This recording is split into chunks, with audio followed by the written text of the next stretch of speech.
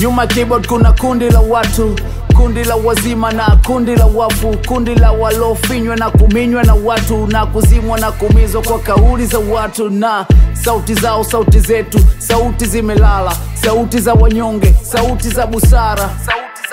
Mitandaoni ni sehemu salama, mitandaoni so sehemu salama. Alisikika mama akitoa lawama kwa laumu vijana alipostoka mtukana.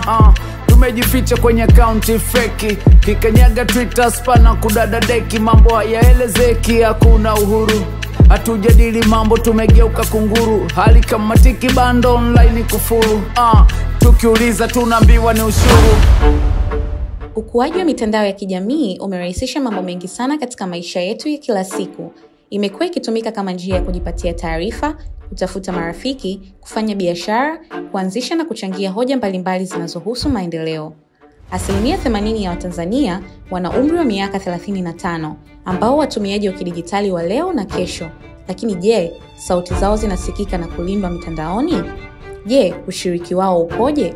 Tumesafiri mikoa 5, tulitoa mafunzo ya matumizi sahihi ya mtandao na kukusanya maoni ya ushiriki wa mijadala ya kiraia.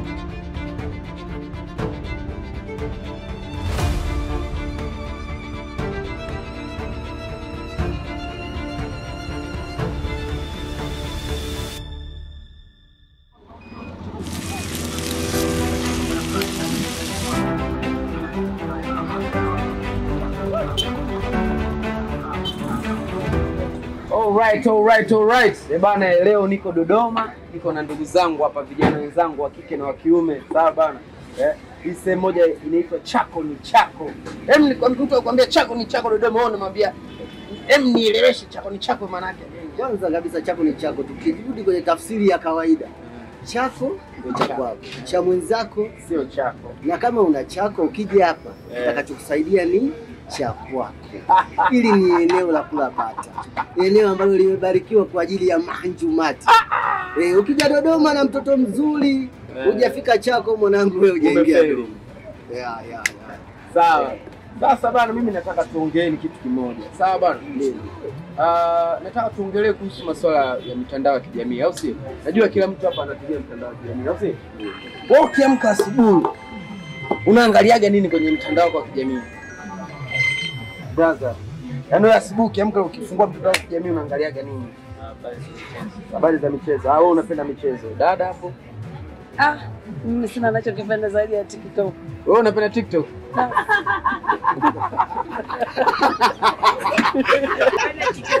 Anapenda zake TikTok. Sasa unajua sisi bana vijana, au sio? Sisi ndio taifa la leo. Sawa, sisi kuna vitu labda tunajiweka nyuma au labda tusikilizwi. Nataka tuongelee kuhusu majukwaa yale mitandao. Sawa bana. Kuna watu wanakuwa, kuna masuala ya katiba, kuna masuala sio ya maendeleo, kuna masuala ya afya. Hivi nyinyi mnaoga mnashiriki kwenye midahalo ya kimitandao huko? Kwanza kabisa nizungumzie, kwa sababu nina uzoefu kidogo kwenye mambo ya mitandao, sasa ni katika jamii inayonizunguka sasa kama hapa Chako ni Chako. Vijana wengi tunatumia mitandao ya kijamii, lakini nafikiri sana kabisa mambo ya midahalo hii ya kijamii wengi sio wafuatiliaji. Vitu vya msingi. Vitu vya msingi wengi sio wafuatiliaji. Nishafanya sana uchunguzi na mimi mwenyewe pia. Ni sio kwamba kati ya hao na mimi nikiwepo. Tunahitaji kubustiwa sana kuliko sisi wenyewe kufanya kwa hiari yetu. Labda litokee jambo limetokea, mtu aje anze kutoa taarifa, basi kuna jambo fulani litatokea, tutakuwa katika mambo ya kijamii live, baadhi ya watu watafuatilia. Lakini sisi kama sisi wenyewe kujitoa kwa ajili ya hayo mambo yanakuwa ngumu. 90% tunaingia kwenye mtandao, wengi tunapenda mambo ya udaku, kufuatilia wasanii, mambo ya michezo, mpira, ni vitu ambavyo vimeteka sana jamii yetu kwa sasa. Kwa hiyo hayo ndio mambo mengi ambayo watu tunafuatilia, lakini vitu vile ambavyo vya kijamii sio sana. Kwa hiyo tunahitaji kupata elimu kuhusu. Katika safari ya sauti zao kuwafikia vijana na wanawake, LP Digital wametoa elimu na kukusanya maoni juu ya matumizi ya mtandao ili kuandaa vijana na wanawake kushiriki vyema katika mijadala ya kiraia mtandaoni. Unaamini kwamba uhuru, haki na wajibu ulionao hapa tulipo? Kwanza unaamini kwamba una haki na wajibu hapa kama raia? Yes? This is the offline space, ndio? So when you are online, do you believe kwamba una haki hizo?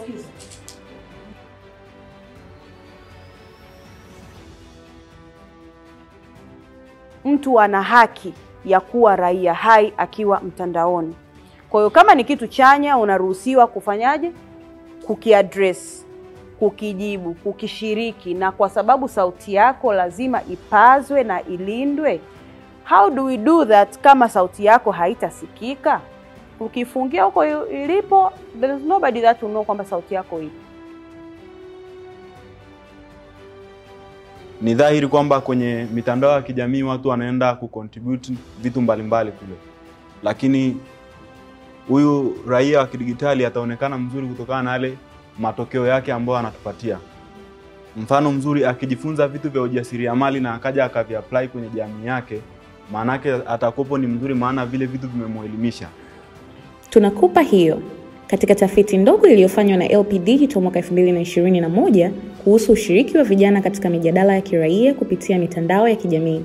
Kati ya wahojiwa 627, asilimia 91 walikiri kutumia mitandao ya kijamii, lakini asilimia 45 pekee ndio waliowahi kushiriki katika mijadala ya kiraia na maendeleo kupitia mitandao ya kijamii. Wewe unahisi kama kijana unaweza ukatumia uwanja wako wa kijamii kufikisha ujumbe wako kwa serikali? Kwanza kabisa kuna kitu kimoja nikiweke wazi. Yaani binafsi siamini kama unaweza kutoa maoni kwenye mitandao ya kijamii ikamfikia mhusika unayemtarajia. Ndio kitu pekee ambacho mimi nahisi. Kwa mfano unatoa maoni kuhusu katiba, utakavyoweka kwenye mitandao ya kijamii kwenye midahalo, je, itafika eneo lile ambalo tunakusudia? Kweli bwana, katiba iwepo, nani anatakiwa kufikishiwa hiyo, yani hiyo taarifa inafika kwa nani? Hapo ndo unakuja taarifa. Hatuamini yani kama kweli unaweza kuchangia taarifa ikafika sehemu. Tunakuachia hii. Ukilinganisha na ulimwengu wa kawaida, utayari na ushiriki wa wanawake kwenye mijadala ya kiraia mtandaoni bado unaonekana mdogo. Je, changamoto ni zipi? Kwa nini wanawake uwaga wanajiweka nyuma kwenye mambo ya labda midahalo, si kuchangia kitu gani? Sawa bwana, kwa sababu kama sisi tumekuja Dodoma kufanya training, walijisajili wanawake 50, lakini kwa wale wanawake 50 wamekuja wanawake wawili. Nini changamoto ya wanawake na masuala ya jamii kwa ujumla, ya kupaza sauti zenu wanawake, ya kusikilizwa? Chakula kabisa, wanawake wengi wanashindwa kuendelea kwenye matukio kama hayo.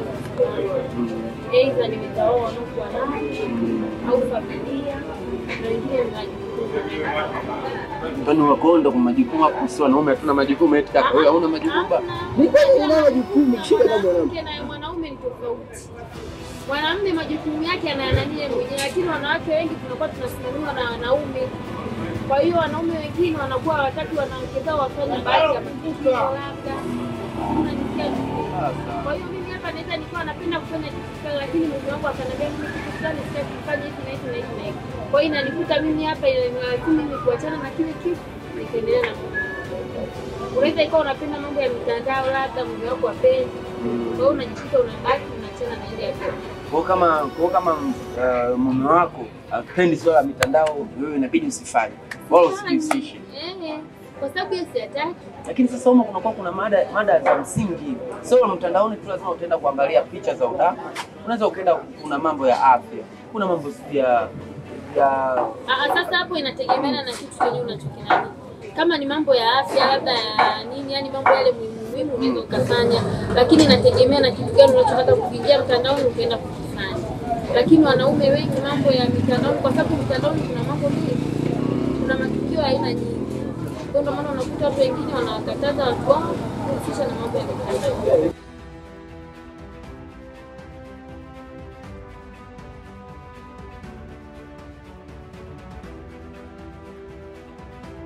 Lakini ukija kwa upande wa wanawake kwa kweli naweza nikasema kimsingi hawashiriki sana kwenye platform za kwenye mitandao ya kijamii, lakini naweza nikasema labda bado ni ile tu kutokana na mwamko na wajibu wao kama akina mama kwenye kulea familia na vitu kama hivyo.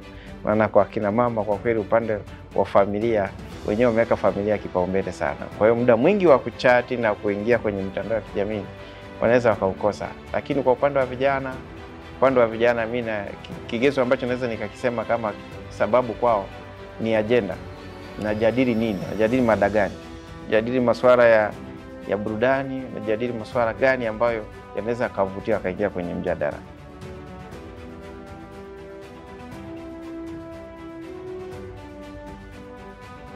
Mguu kwa mguu, mtaa kwa mtaa, Didi Kitaa ametamani kuelewa ufahamu walionao vijana na wanawake juu ya mitandao tunayotumia kila siku. Nataka kuongea na udada. Jamani, nataka kuongea na udada. Nataka kuongea na huyu dada. Nataka kuongea na udada. Bwana kaka, paki pembeni. Paki pembeni. Paki pembeni, muuze swali udada. Nataka nimpe zawadi leo. Nataka nimpe zawadi udada. Namlipia balozi kote anakoenda. Akipata swali langu wewe niambie. Yote namlipia mtoto. Basi tokeza hata kasura kako kidogo nikuulize. Mimi swali langu ni dogo, sawa?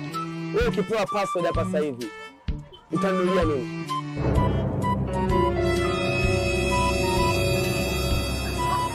Password? Yeah. Ndio password inanunuliwa hivi. Asante sana. Kumbe dada anaelewa show. Sasa hapo niambie, katika hivi vitu leo unataka nikupe nini? Lakini kuna cha tatu, naweza nikakulipia na bajaji. Wewe chagua unachokitaka. Unataka t-shirt? Jamani, naomba t-shirt. Dada yako hiyo. Asante.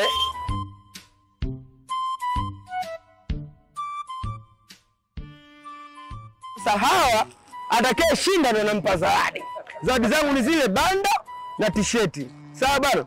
Wewe hapo sasa hivi ukipewa password utanunulia nini? Password? Wewe? Password inanunuliwa. Hainunui. Password ni nini? Siko kwenye simu, kwenye nini? Password ni nini? Password ni kitu ambacho yani ni kama mtu anatumia kuzuia labda mtu asijue kwenye simu yake kuna nini. Kodi za siri, sawa sawa? Jamani, dada yuko vizuri. Kwa hiyo kwenye zile zawadi mbili wewe unataka ipi? Anataka t-shirt. Jamani, naomba t-shirt. Ya kwako hiyo.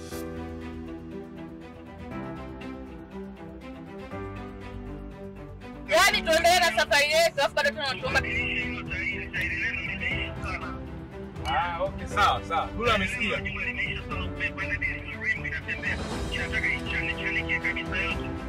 Nini nafanya nini? Rim inatembea.